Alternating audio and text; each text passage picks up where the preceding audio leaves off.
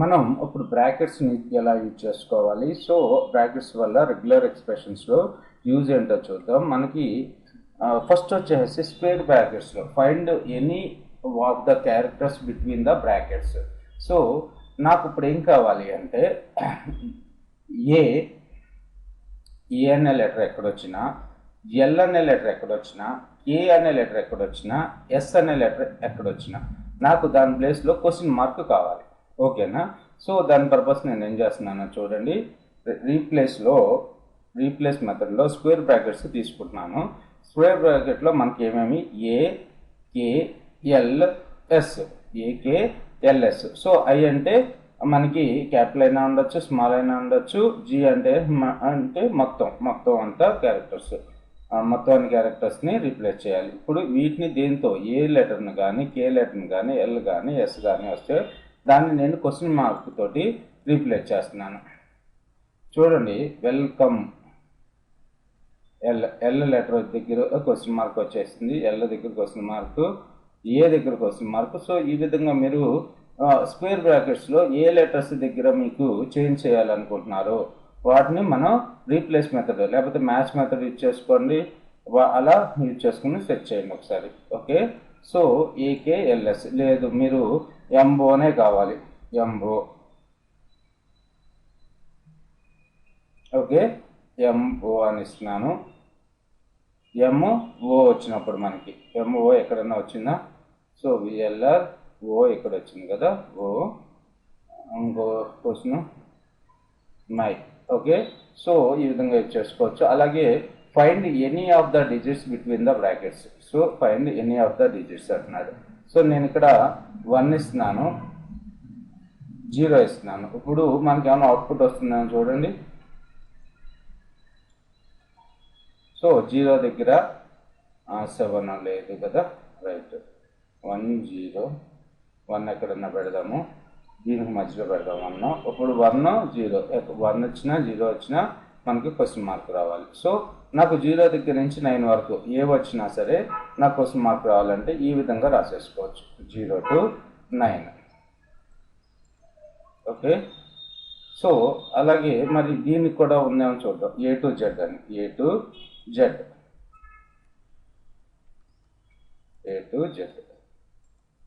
So అన్ని question marks వచ్చాయి, right. So ఈ విధంగా కూడా మీకు A to Z A letter వచ్చినా, లేదు నాకు ఏ దగ్గర నుంచి ఎఫ్ వరకు రావాలి, ఏ టు ఎఫ్ అని ఎలా రాయొచ్చు అని చూద్దాం. Sorry cancel. సో F5 వచ్చినాయి కదా. సో ఆ విధంగా మీరు యూజ్ చేసుకోవచ్చు. తర్వాత వచ్చేసి find any of the alternative separated with colon. ఇప్పుడు నాకు ఏం కావాలి అంటే విఎల్ఆర్ ప్లీజ్ వచ్చిన చోట నాకు ఏమని రావాలి అంటే ఐఆమ్ అని రావాలి. ఓకే, సో ఇవేం రియల్ టైమ్ ఎగ్జాంపుల్స్ కాదు, జస్ట్ నేను ఎగ్జాంపుల్ పర్పస్ చెప్పుకుంటూ వెళ్తున్నాను. సో అలాంటప్పుడు విఎల్ఆర్ అనేది ఒక స్ట్రింగ్. సో అందుకని మనం ఏం యూజ్ చేసుకోవాలంటే open and closing braces, square brackets use చేసుకోకూడదు అనమాట. ఇక్కడ ఫస్ట్ విఎల్ఆర్ అని టైప్ చేస్తున్నాను, పైప్ సింబల్. సో రెండు విఎల్ఆర్ వచ్చినప్పుడల్లా మనం క్వశ్చన్ మార్క్ చేంజ్ చేసుకోవచ్చు, ఇది మీరు ఆల్రెడీ చూశారు. సో ఇంకా 2 స్ట్రింగ్స్ వచ్చినప్పుడు అంటే ఇంకోటి ఏమనుకుంటున్నాం, మీరు ఇంకోటి ఏదైనా నోట్ చేసుకోండి. మై పెట్టుకుంటున్నాను. విఎల్ఆర్ అయినా రావచ్చు, మై అయినా రావచ్చు. అది వచ్చినప్పుడు మనం వాటిని క్వశ్చన్ మార్క్ తోటి రీప్లేస్ చేసుకుంటున్నాం. Okay, VLR right. So italic తీసేసి, కేస్ సెన్సిటివ్ తీసేసి, లేకపోతే జీ తీసేసి ట్రై చేయండి. తర్వాత మనకున్న దాంట్లో డిజిట్స్ ఉన్నాయేమో చెక్ చేసుకోవాలనుకుంటున్నాను. ఓకేనా?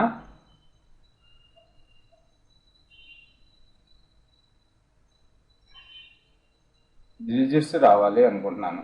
సో డిజిట్స్ రావాలంటే మనం ఏం చేయొచ్చు చూద్దాము. /D. ఓకేనా? /D అని ఇస్తే మనకి ఏమొస్తుందో చూద్దాం. బ్రేసెస్ కూడా తీసేయండి. /D అని ఇస్తే రీప్లేస్ 0 దగ్గర రీప్లేస్ కాకుండా మనం ఏమో మెథడ్ వాడుకుందాం అంటే మ్యాచ్ మెథడ్ వాడతాం. ఇక్కడ మ్యాచ్ అయితే పర్ఫెక్ట్గా పనిచేస్తుంది. మ్యాచ్ ఐ తీసేస్తున్నాయి, దీనిలో మళ్ళీ ఐలు ఇవి ఉండవు కదా. మ్యాచ్ సో డిజిట్స్ మాత్రమే నేను ఇప్పుడు నాకు డిస్ప్లే కావాలి. ఓకే, చూడప్పుడు ఇందులో ఏం డిజిట్స్ ఉన్నాయో మనకి ఇక్కడ చూపిస్తుంది. 0, 9, 1 ఒకటి ఉంది ఇక్కడ, తర్వాత 7 ఇక్కడ ఉంది. సో ఓన్లీ డిజిట్స్ మాత్రం మనకి ఎక్స్ట్రాక్ట్ చేసింది. సో మ్యాచ్, సో డిజిట్స్ని /d, సో ఎక్కడైనా సరే G. సో ఇదొక రెగ్యులర్ ఎక్స్ప్రెషన్. ఇదొక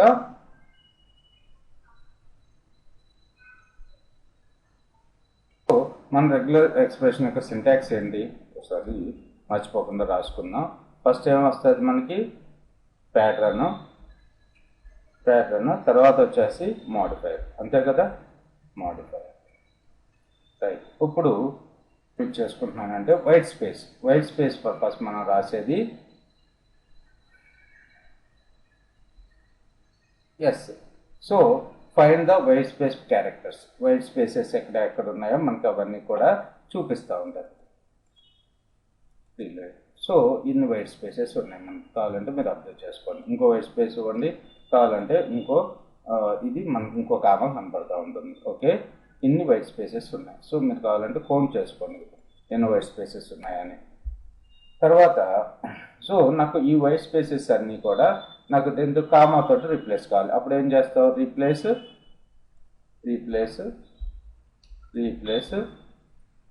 కామా.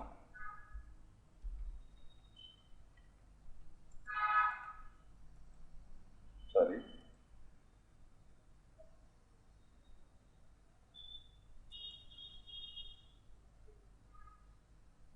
ఇది రావట్లేదు మనకి.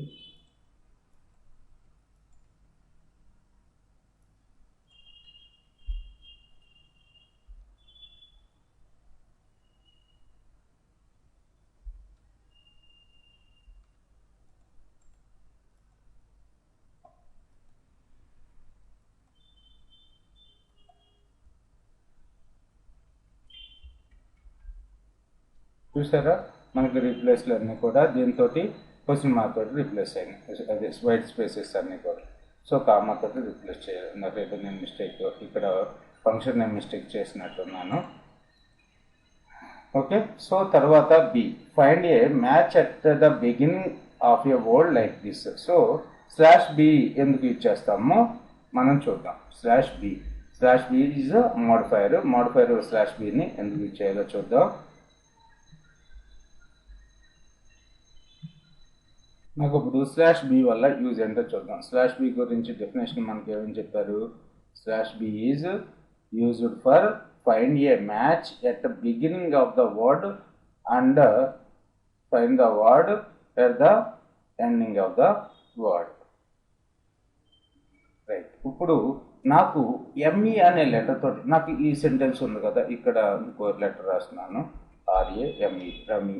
రైట్. నాకు ఈ ఎంటైర్ సెంటెన్స్ తోటి ME తోటి ఎండ్ అయ్యే వర్డ్స్ ఏవైతే ఉన్నాయో వాటి యొక్క index value, first index value నాకు రావాలి అంటే చూడండి, ఇక్కడ మనకి సింటాక్స్ అంటే ఫస్ట్ ప్యాటర్న్ రాసేస్తున్నాను. ప్యాటర్న్లో మనకి ME, దాని పక్కన ఏం రాస్తాం మనం, /b. ఓకే, ME/b అంటే ME తోటి ఎండ్ అయ్యే లెటర్ యొక్క పొజిషన్ మనకు వస్తుంది. చూడండి, వెల్కమ్ రీలోడ్ 5 వస్తుంది మనకి. ఓకే, సో అలా కాకుండా నాకు ఏం కావాలి, మ్యాచ్ మెథడ్ యూజ్ చేసుకుని ME/b ఇచ్చాను, మ్యాచ్. సో మనకి ME తోటి ఎండ్ అయ్యే ఎక్కడెక్కడ ఎండ్ అయిందో ఆ ఇన్ఫర్మేషన్ మనకి ఇక్కడ డిస్ప్లే చేస్తుంది. సో 2 MEలు వచ్చినాయి మనకి. సారీ, ఒకటి వచ్చిందండి. So RAME. సో ఓకే, ఇక్కడ మనం G రాద్దాం. సో ఎనీ, సో 2 వచ్చినాయి నాకు. రైట్. ఇప్పుడు నాకేం రాస్తానంటే ME ప్లేస్లో MAY రావాలి. ME ప్లేస్లో MAY కామా. సో రీప్లేస్ మెథడ్ వాడుకున్నాం. Replace replace.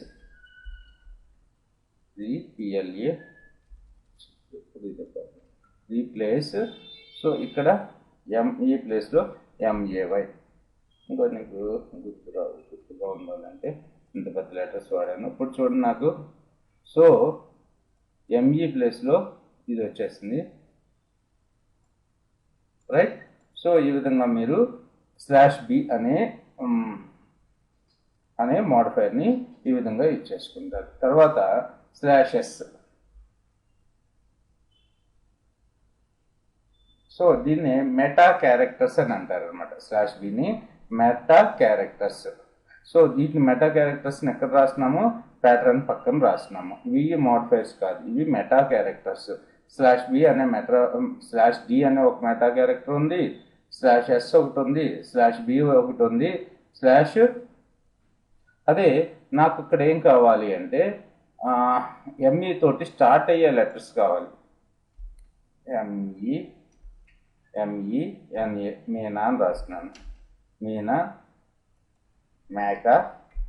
Okay. So ME తోటి స్టార్ట్ అవ్వాలి. అలాంటప్పుడు మీరు ఈ యొక్క మెటా క్యారెక్టర్ని ఏదైతే మన యొక్క ప్యాటర్న్ ఉందో దానికన్నా ముందు వాడాలి. ఓకే. ఇప్పుడు చూడండి, /b అనేది మెటా క్యారెక్టర్. ఇప్పుడు రైట్, తర్వాత మీనా కన్నా ముందు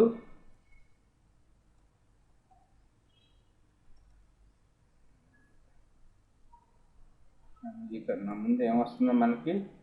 MAYAAA వస్తుంది, రైట్. సో వీటిని మెటా క్యారెక్టర్స్ అంటున్నాం. Meta character.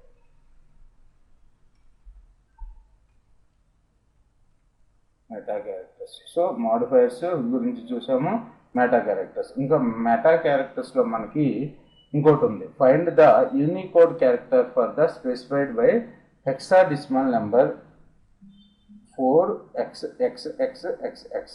సో ఇప్పుడు చూడండి, మనకి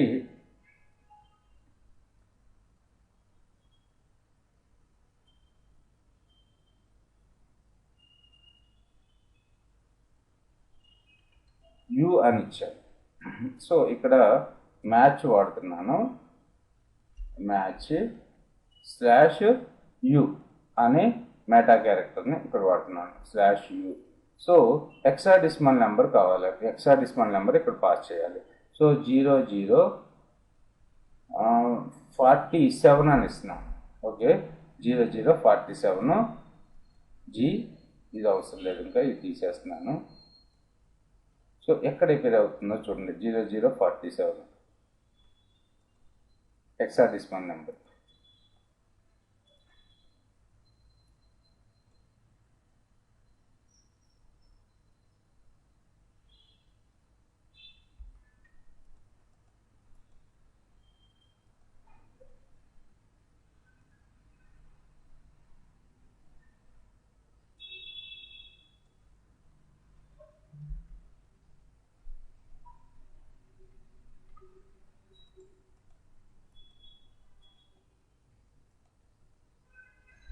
చూడండి, ఇక్కడ నాకు బాగా గుర్తుపెట్టుకోండి, మీకు ఏంటిది, find the Unicode character specified by the hexadecimal number.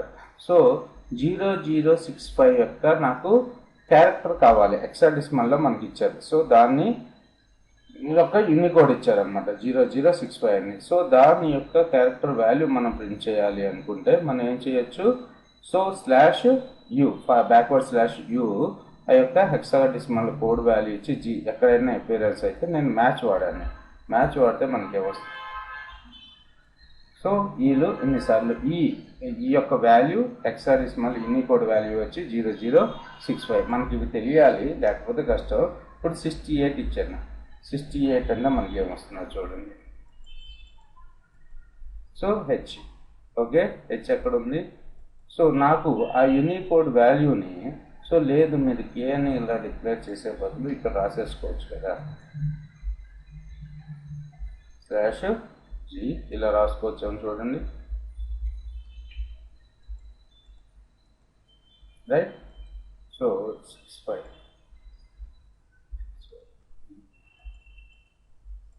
Right. So నాకు ఆ ఈల్ని దీంతో రీప్లేస్ మెథడ్ వాడదాం. ఇక్కడ రీప్లేస్ రీప్లేస్ దాన్ని దేంతో రీప్లేస్ చేద్దాం కదా.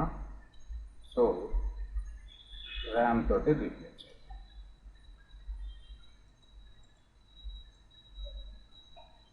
ఈని వెల్కమ్లో ఈ ర్యామ్ తోటి రీప్లేస్ చేద్దాం. ఓకే, ఇప్పుడు వరకు మనం మాడిఫైర్స్ మెటా క్యారెక్టర్స్ గురించి చూసాం. సో మాడిఫైర్స్ మనకి ఏమేమి ఉన్నాయి, అలాగే ఫస్ట్ మెటా క్యారెక్టర్స్ మనకి ఏమేమి ఉన్నాయి, /d/s/b/u. ఓకే, ఇవన్నీ కూడా మెటా క్యారెక్టర్స్. మనకి మెటా క్యారెక్టర్స్ ప్యాటర్న్ కన్నా ముందు కానీ వెనకాల కానీ వాడుకుంటాం.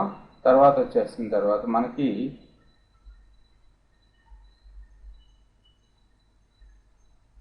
ABC 0 to 9 x/y,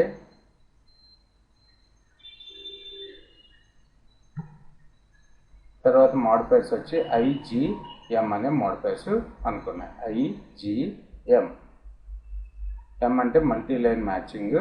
దీని గురించి మీరు గూగుల్లో సెర్చ్ చేయండి, మల్టీ లైన్ మ్యాచింగ్ గురించి. సో తర్వాత మనం ఏమైనా బ్రాకెట్స్ గురించి, స్క్వేర్ బ్రాకెట్స్ గురించి, అలాగే ఆర్ ఆపరేటర్ గురించి కూడా చూసాం. ర్యామ్ ఫ్లవర్ అని ర్యామ్ పైప్ సింబల్ ఫ్లవర్ అని ఇస్తే మనకి ఏమొస్తుంది, ర్యామ్ వచ్చినా ఫ్లవర్ వచ్చినా మనకి డిస్ప్లే చేస్తుంది.